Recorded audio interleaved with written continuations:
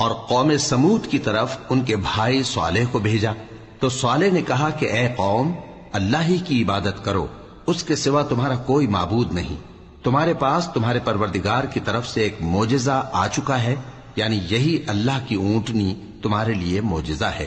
تو اسے آزاد چھوڑ دو کہ اللہ کی زمین میں چرتی پھرے، اور تم اسے بری نیت سے ہاتھ بھی نہ لگانا، ورنہ عذاب علیم تمہیں پکڑ لے گا۔ اور یاد تو کرو جب اس نے تم کو قوم عاد کے بعد سردار بنایا اور زمین پر آباد کیا کہ نرم زمین میں محل تعمیر کرتے ہو اور پہاڑوں کو تراش تراش کر گھر بناتے ہو، پس اللہ کی نعمتوں کو یاد کرو اور زمین میں فساد نہ کرتے پھرو۔ تو ان کی قوم میں سردار لوگ جو تکبر کرتے تھے، غریب لوگوں سے جو ان میں سے ایمان لے آئے تھے کہنے لگے، بھلا تم یقین کرتے ہو کہ صالح اپنے پروردگار کی طرف سے بھیجے گئے ہیں؟ انہوں نے کہا، ہاں، جو چیز وہ دے کر بھیجے گئے ہیں ہم اس پر بلا شبہ ایمان رکھتے ہیں۔ تو سرداران مغرور کہنے لگے کہ جس چیز پر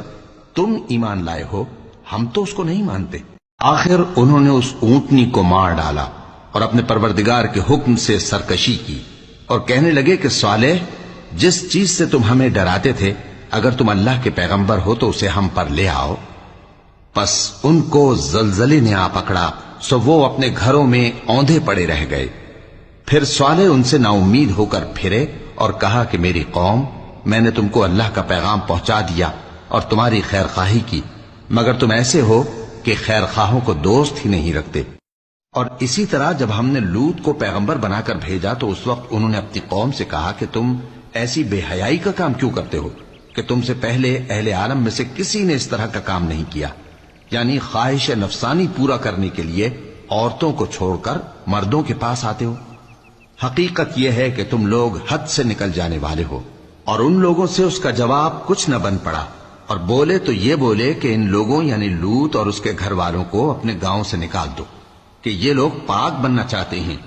تو ہم نے ان کو اور ان کے گھر والوں کو بچا لیا، مگر ان کی بیوی نہ بچی کہ وہ پیچھے رہنے والوں میں ہو گئی، اور ہم نے ان پر پتھروں کی بارش برسائی، سو دیکھ لو کہ گناہگاروں کا کیسا انجام ہوا۔